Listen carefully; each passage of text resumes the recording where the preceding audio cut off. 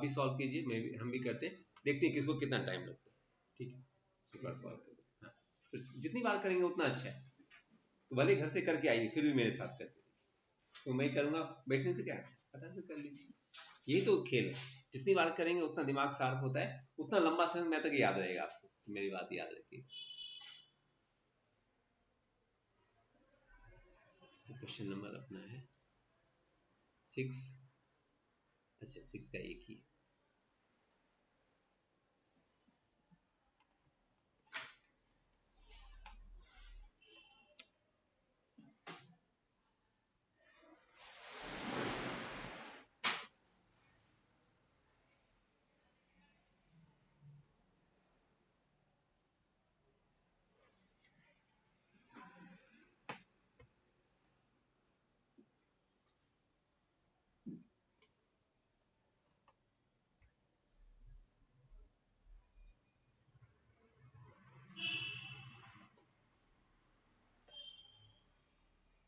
सबसे पहले working note हुआ, स्टैंडर्ड लेबर आपको दिया हुआ है, component and the actual labour. तो ये आपको दिया है स्टैंडर्ड गेम 32, और टोटल स्टैंडर्ड टाइम आपको दे दिया है नीचे, टोटल स्टैंडर्ड आवर। तो एक बार अगर स्टैंडर्ड आवर दे दिया है तो ये आपका टोटल स्टैंडर्ड हो गया, दिमाग नहीं लगाना है। सिर्फ एक्चुअल के लिए क्या करना है, ये 40 आवर एक्चुअल हो गए, और इसको एक्चुअल नंबर ऑफ वर्कर से मल्टीप्लाई करेंगे, हो गया। बाकी तो अपने को सब पता है, 2 मिनट में आ जाएगा। तो कहने का मतलब पहले तो फॉर्मेट, यहाँ पे लेबर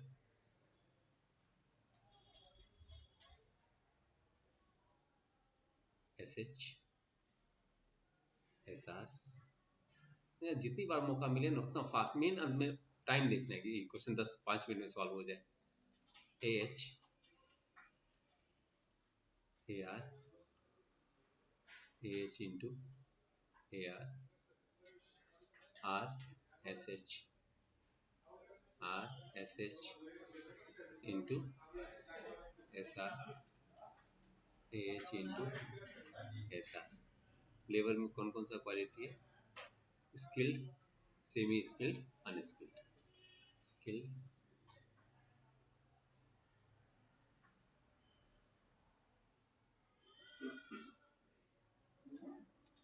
सेमी स्किल्ड और अनस्किल्ड।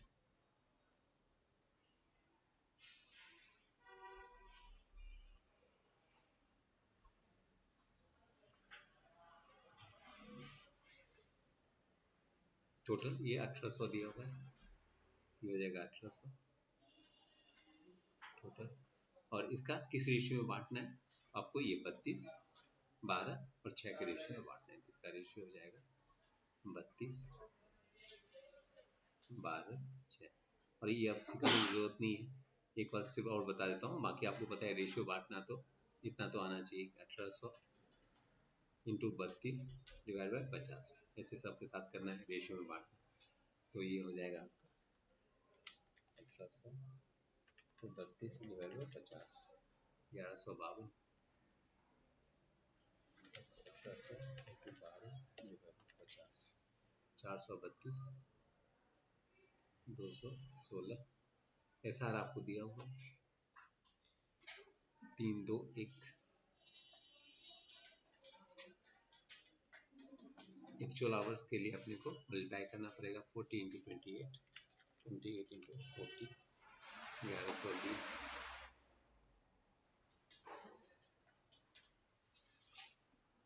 दूसरा हो जाएगा 40 इंटू 18, 720।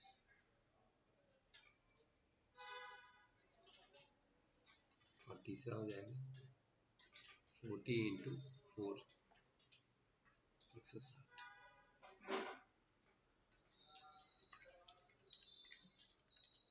2000। और ये RSC कितना हो जाएगा, 2000। तो जितना एक्चुअल क्वांटिटी होता है उतना टोटल आपका RSH होता है। किस रेशियो में बांटेंगे, स्टैंडर्ड रेशियो। हमेशा ऐसा लिख के रखिएगा तो हमेशा ध्यान में रहेगा कैसे किस रेशियो में बांटने की बात करता हूँ। अब इस 2000 को इस रेशियो में बांट देंगे, 32, 2000 into 32, 2000 into 32 divide by 50, 1280 2000 into और 2050 480 240 और एक्चुअल रेट दिया हुआ है आपको 432 432 अभी टेबल कंप्लीट कर लेंगे 1252 into 3456 432 into 2 864 216 plus 216 plus 2456 434536 1120 into 4 4480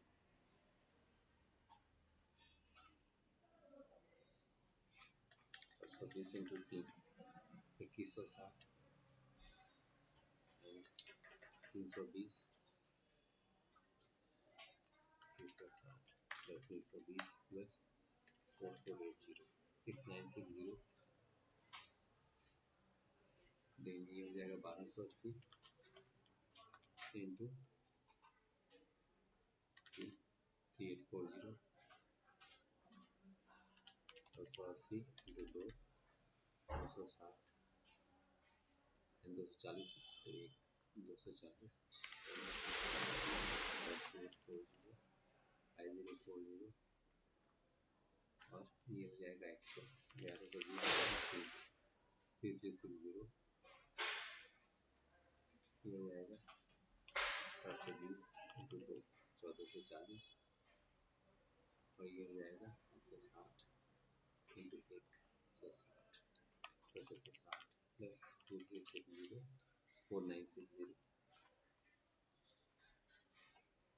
और अब आपको 4 चीज चाहिए था वो निकल चुका है एस एच इंटू ऐसा आपको पता है 4536 then actual A H into ये पता है आपको 6960 then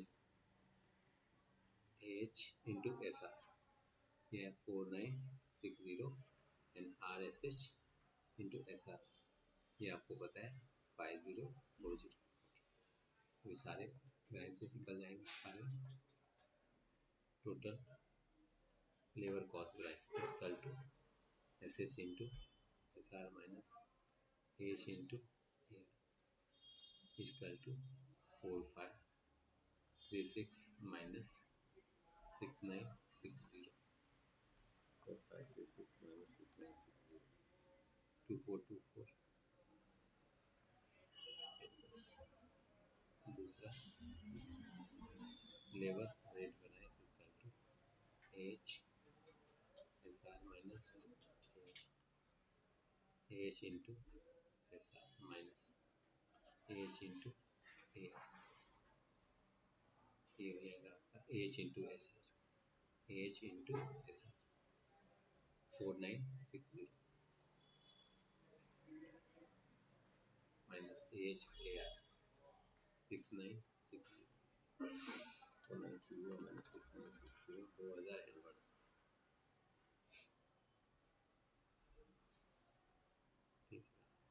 labour efficiency variance is equal to SR SS minus AH SR into SH minus SR into AH तो ये आ जाएगा 4536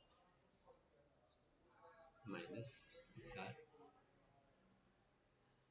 H 4960 4536 minus 4960 424 adverse then चौथा लेबर मिक्स वराइंस या gang वराइंस is equal to SR RSS minus AH into SR into RSS minus SR into AH SR into RSH 5040 5040 minus 4960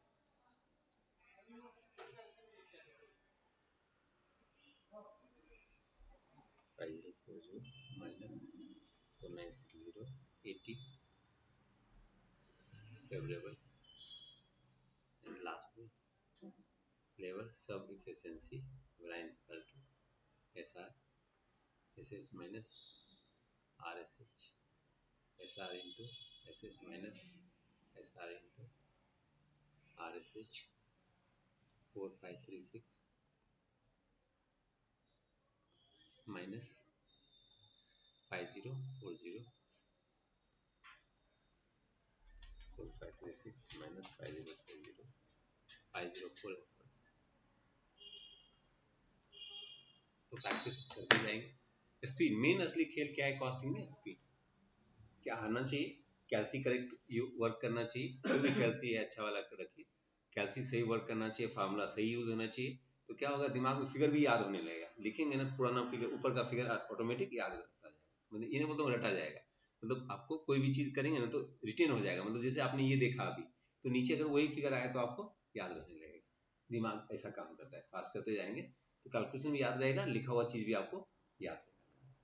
ठीक, practice उस time आपके दिमाग में कोई दूसरा आएगा भी नहीं, जैसे मैंने कहा जब भी पढ़ने बैठेंगे 2 घंटा मोबाइल साइलेंट करके, जब तक अर्जेंट कॉल नहीं हो, किसी का उठाना नहीं है, और तब प्रैक्टिस कीजिए, तो कंटिन्यू अगर 2-4 घंटे का कंसंट्रेशन रहेगा, चीज़ें बहुत फास्ट, जैसे कि एक्सटर्नल कॉस्टिंग बहुत सारे बच्चों को बहुत टफ लगता है, लेकिन अगर अभी आप करेंगे कुछ ज़्यादा, भले कंसेप्ट नहीं समझे, इंटर में ज़्यादा कंसेप्ट में घुसने की जरूरत है भी नहीं, फाइनल में है ना कंसेप्ट, पूछ सकते हैं, वीडियो देख सकते हैं, टाइम मिलेगा तो किसी और यूट्यूब पे जाके, बट ज़्यादा दिमाग नहीं लगाना। नेक्स्ट है आपका 7A, a company manufactures scooters and sell it 5000। अब देखिए ये भी बहुत है, एक ही क्वेश्चन का तो खेल है, बाकी तो कुछ है नहीं, बहुत आसान है, आपको स्टेटमेंट ऑफ प्रॉफिट लॉस पूछता है, तो एक स्कूटर है जिसको हम कितने में बेचते हैं 5000 में, बुक में 3000 था उसको 5000 का, इंक्रीज 70% कॉस्ट, ये वही है, तो मटेरियल कॉस्ट 17% से बढ़ रहा है, लेबर 20% से बढ़ रहा है, एंड प्रेजेंट सेल, अब ये लाइन इंपॉर्टेंट है सब ज्यादा, increase cost in relation to present sale price would cost 25% decrease in present gross profit, तो कहने का मतलब जो रिवाइज ये कॉस्ट बढ़ने के कारण प्रॉफिट क्या हो जाएगा, अभी का जो प्रॉफिट है उसकी तुलना में 25% कम हो जाएगा, 0.75 से मल्टीप्लाई कर देंगे, खत्म, जो नया प्रॉफिट रहेगा, और इक्वल कर देंगे इक्वेशन को, खत्म हो जाएगा, 2 मिनट में आंसर निकल जाएगा। तो लेट 7A, ये भी 7 मार्क्स का आएगा, पर ये सब क्वेश्चन आपको टाइम बचाएगा, क्वेश्चन में दम नहीं है। Let x be the cost of sales, cost of sales, तो मेटेरियल कॉस्ट कितना हो जाएगा, इजकल टू उन्होंने दिया हुआ है, जो मेटेरियल कॉस्ट है वो 50% है, वेजेस 20% है, ओवरहेड 30% है, तो मेटेरियल कॉस्ट हो जाएगा 0.50% मतलब 0.5x, लेबर कॉस्ट हो जाएगा 0.20x, और आपका ओवरहेड हो जाएगा 0.30x, और टोटल कॉस्ट ऑफ सेल्स हो जाएगा x, जो कि हमने स्टार्टिंग में माना है। Then revise cost,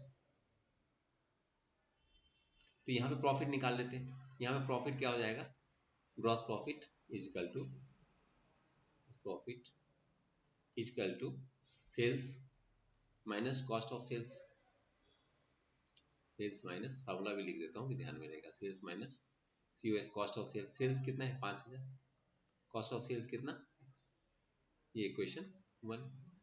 then now revise cost, revised cost of sales, सबसे पहले मटेरियल कॉस्ट इजकल टू कितना 0.50x into 117%, 0.585x, labour cost 0.20x into 120% is equal to 0.24x, overhead is equal to 0.30, तो ये इसमें कोई चेंज नहीं है 0.30x, cost of sales 1.125x, gross profit, revise gross profit, revised gross profit is equal to 5000 minus 1.125x, आ रहा है समझ में, फाइनली बच्चों पे समझ में नहीं आता है, पर क्या क्या कॉस्ट बढ़ गया तो ग्रॉस प्रॉफिट चेंज हो गया, पहले एक्स था कॉस्ट एक्स माइनस, आ रहा है समझ में, कुछ डाउट है, पूछे तो पूछते चलिए। तो सबसे पहले सेल इसमें चेंज नहीं हो रहा है, सेलिंग प्राइस फिक्स है, पहले कॉस्ट कितना था एक्स था, अभी बढ़ गया तो कॉस्ट कितना होगा 1.125, अब क्या बोल रहा है कि जो आपका ये प्रॉफिट है ग्रॉस प्रॉफिट, अभी के प्रॉफिट का 75% है, 25% कम हो गया। तो नाउ अब इक्वेशन लिखेंगे 5000 माइनस 1.125x इजकल टू 75%, 25% कम हो गया 0.75 ले लीजिएगा, कितना अभी 5000 माइनस x। सॉल्व करेंगे x का वैल्यू, तो कॉस्ट बढ़ने से प्रॉफिट कम होता है, तो अभी जो प्रॉफिट था स्टार्टिंग में 75% बच गया, 25% कम हो गया। अब ये क्या हो जाएगा 5000 माइनस 1.125x इजकल टू 5000, इसको मल्टीप्लाई करेंगे 5000 इंटू 0.75 3750 माइनस 0.75x। ठीक है, अब इसको इधर लेके जाएंगे, इसको इधर लेके आएंगे, तो 5000 माइनस 3750 इजकल टू, ये माइनस है उधर जाके प्लस हो जाएगा 1.125x माइनस 0.75x, तो 1.125 माइनस 0.75 0.375x। अब पहले मैं इसको इधर लिख सकता हूँ, इजकल टू एक्स को भी लिख सकता हूँ, इसको इधर लिखूंगा 1250 x is equal to 1250 divide 0.375 is equal to 3333। अच्छा राउंड नहीं आ रहा है, इसका आंसर ये होना चाहिए, क्रॉस चेक कर लेता हूँ। तो इस केस में सबसे पहले, बाद में देखेंगे, बट 7A।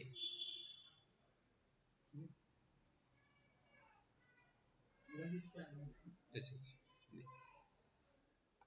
ये वाला है, वो दूसरे का निकालना है। तो 7A आंसर आया, टोटल कॉस्ट 333। तो अपना टोटल कॉस्ट निकल गया, total cost of sales, cost of present cost of sales इसको बोलेंगे, प्रेजेंट COS कितना हो गया 33। क्वेश्चन में पूछा क्या है, प्रिपेयर स्टेटमेंट ऑफ, अच्छा तो अभी का स्टेटमेंट बनाना है, चलिए statement of profit and loss per unit, statement A, statement. किसी को कोई डाउट आए समझ में, कुछ डाउट है पूछती से, चेहरा पे कुछ डाउट लग रहा है, किधर मैं फंस गया, नहीं समझ में आया पूछ के लीजिए।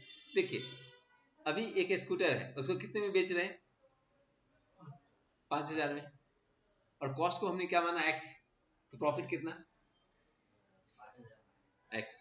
तो यहां तक कोई दिक्कत है, यहां तक कोई दिक्कत। दूसरा कॉस्ट बढ़ गया, तो बढ़ा हुआ कॉस्ट कितना हो गया 1.125x, यहाँ कोई डाउट है,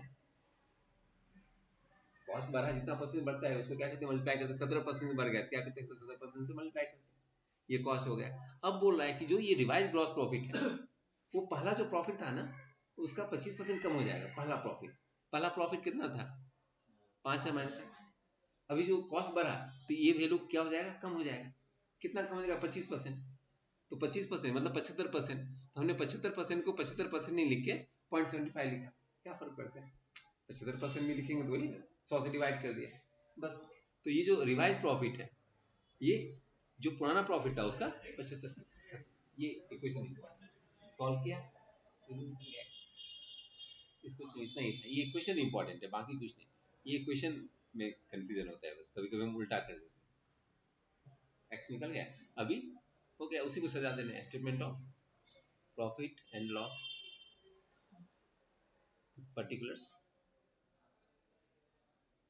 रुपीज सेल्स 5000 या सेल्स पर यूनिट वही है, लेस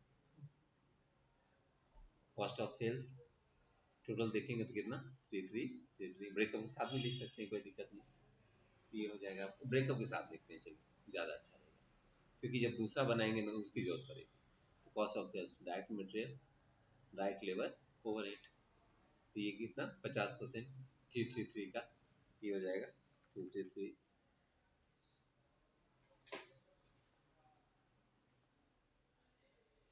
50% डिवाइड बाई 2 1667 कर देते हैं, ठीक है। लेबर का आपका हो जाएगा 3333 इंटू 20%, 20%,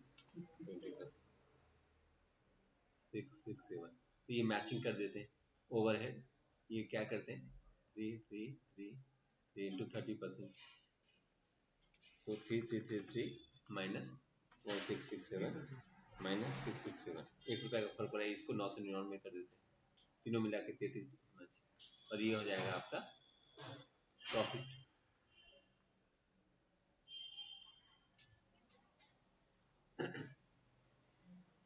अच्छा, यहाँ पे पहले एक और चीज कर सकते हैं,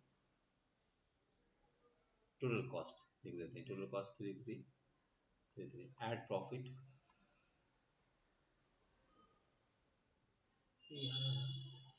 सॉरी यहाँ तो सीधा प्रॉफिट निकल जाएगा, ऐड डिफरेंस प्रॉफिट आ जाएगा, वो दूसरे स्टेटमेंट में, यहाँ तो सीधा प्रॉफिट निकल जाएगा, प्रॉफिट कितना माइनस 1667,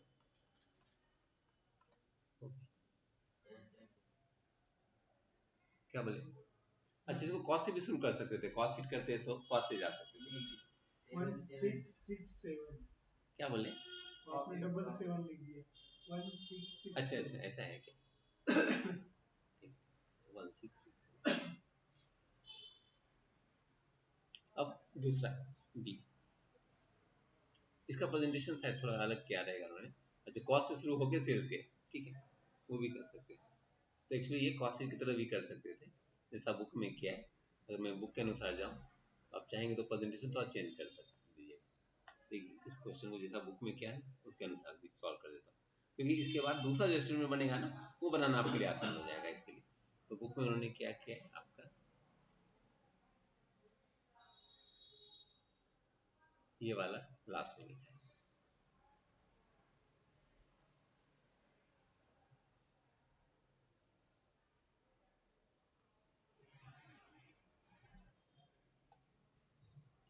कैसे,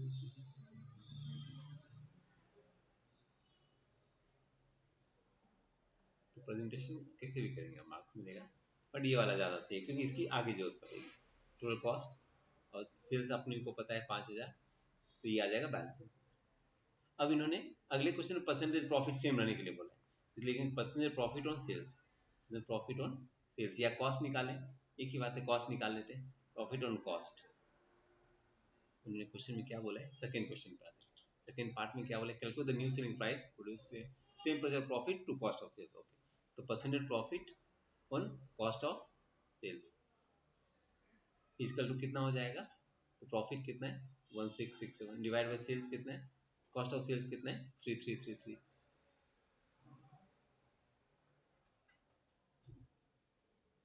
into,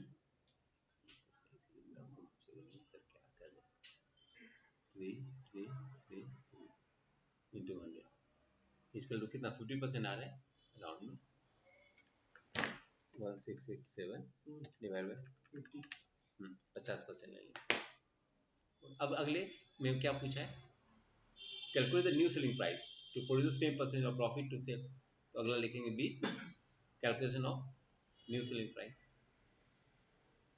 calculation of new new selling price मतलब रिवाइज कॉस्ट वाला प्राइस, आसान है, पर्टिकुलर्स कुछ निकल रहे पूछते चलिएगा, लेकिन बहुत आसान है, कुछ पर्टिकुलर इतना आपने कॉस्ट शीट बनाई तो छोटा सा बच्चा वाला कॉस्ट शीट है, कुछ है नहीं, पहले डायरेक्ट मटेरियल, डायरेक्ट लेबर और ओवरहेड सेम, तो अपना ये क्या था, अगर आप देखेंगे तो कितना 0.585 एक्स कितना है 3333, दूसरा हो जाएगा 0.24 इंटू एक्स मतलब 3333, मतलब वही एक्स की जगह ये लिख रहे हैं, और ओवरहेड कितना हो जाएगा 0.30 इंटू 3333,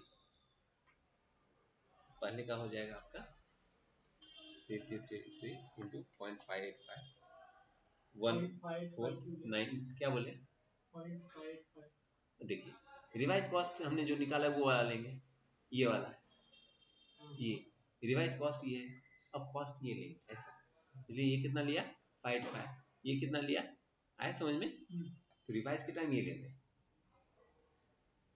नहीं तो फिर से कर सकते हैं कि जो भी 33 आप ऐसे भी जा सकते हैं 333 इंटू 50% इंटू 117%, पर वो करने की जरूरत नहीं, सीधा आप क्या कर लीजिए, जो हमने ऊपर निकाला था एक्स की जगह पुट कर दीजिए उसको, ये हो जाएगा 1950,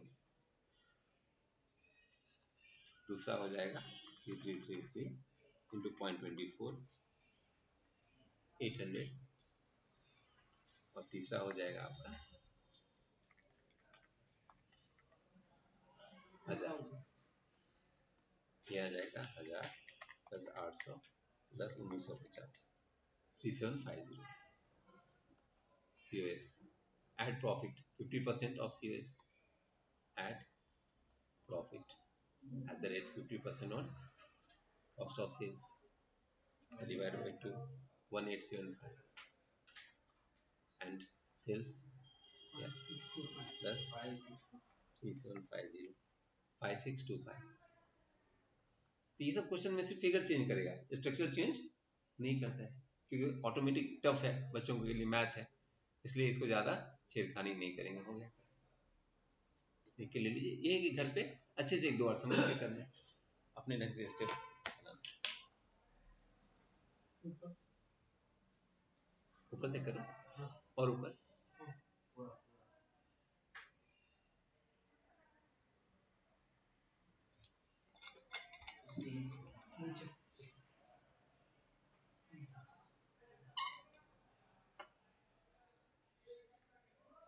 ये सब क्वेश्चन को 7 स्टार मार्क दे के रखिए, क्योंकि ये सब मैथमेटिकल अचानक क्वेश्चन आ जाता है। ये क्वेश्चन आपको टाइम बचाएगा, स्टेप को याद रखना है, फटाक से हो जाएगा।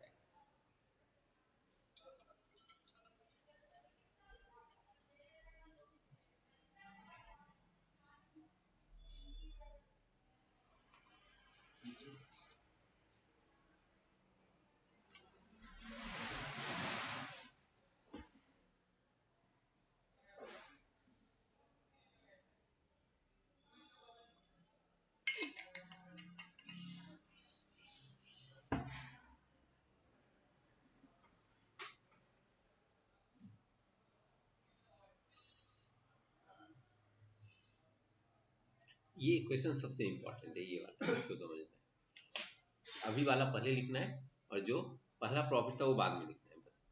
कभी इस 75% को कभी कभी 25% को बोलेगा, 30% अकॉर्डिंगली आपको 100% में वो माइनस करके लिखना है।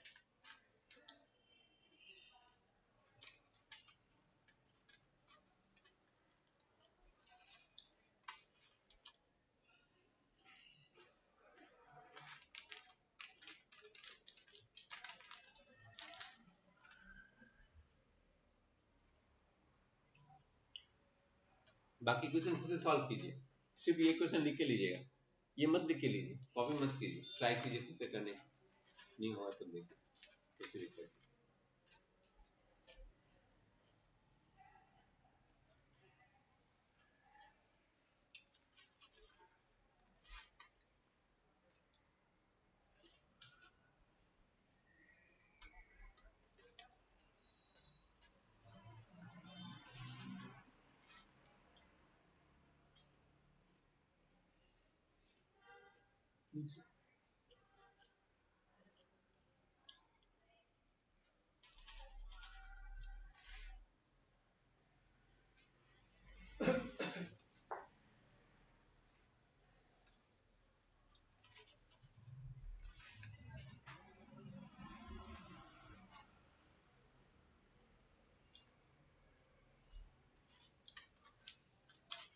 ये उन्होंने 1 2 करके पूछा है, तो इसको आप 1 लिख सकते हैं, ऐसा ए बी नहीं बोल के उन्होंने जैसा क्वेश्चन में पूछा है।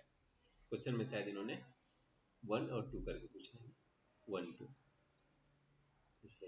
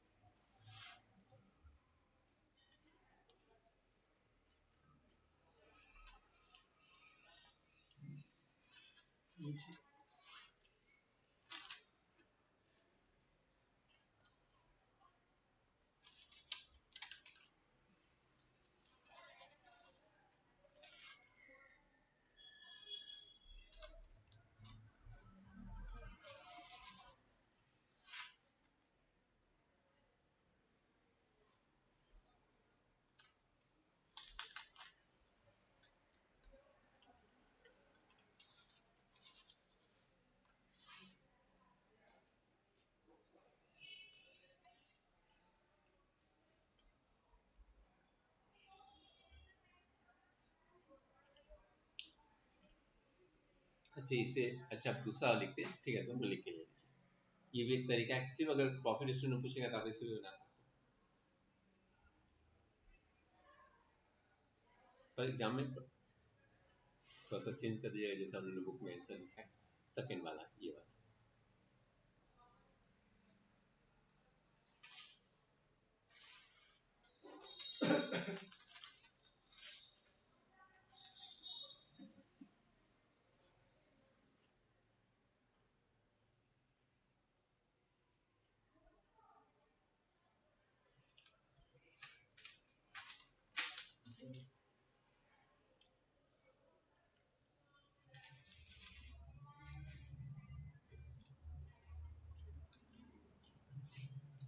टोटल कॉस्ट ऑफ सेल नाम लिखना है।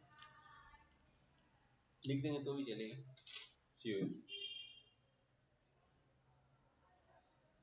कॉस्ट ऑफ सेल्स 2 मिनट साफ इसलिए।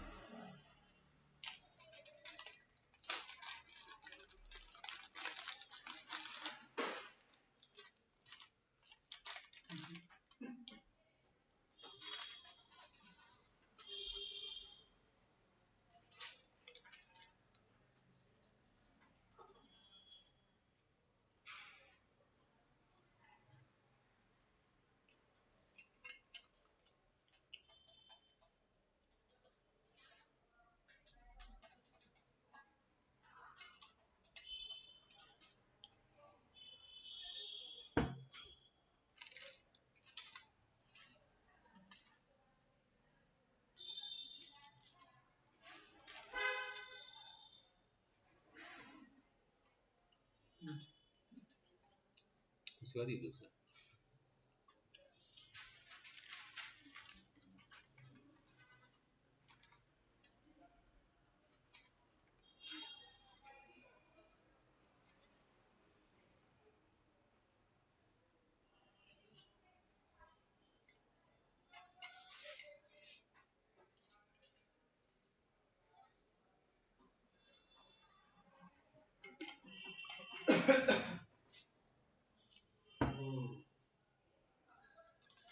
बोलिए। रिवाइज कॉस्ट लिया हूँ 0.585x वाला, x की जगह वही बोला ना क्वेश्चन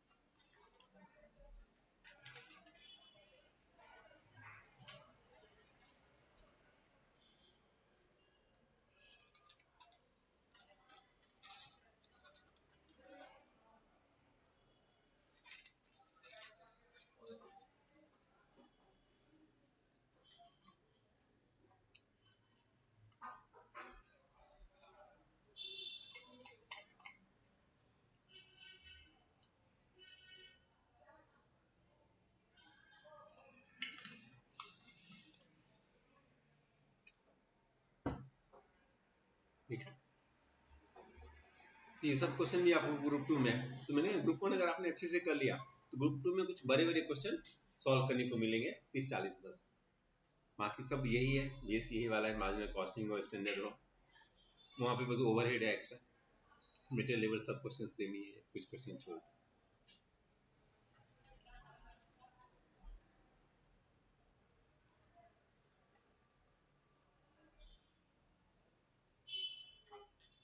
तो ग्रुप 1 अगर खूब मेहनत करेंगे ना तो ग्रुप 2 का अधिकांश चैप्टर बहुत ही आसान है, ओएम में थोड़ा सा बस मैथमेटिकल चीजें बाकी अकाउंट्स कुछ नहीं है, प्रेजेंटेशन चेंज है। नेक्स्ट, तो यहाँ पे ये वाला पार्ट हो गया, थ्योरी पार्ट तो आप बाद में पढ़ लेंगे, कोई इशू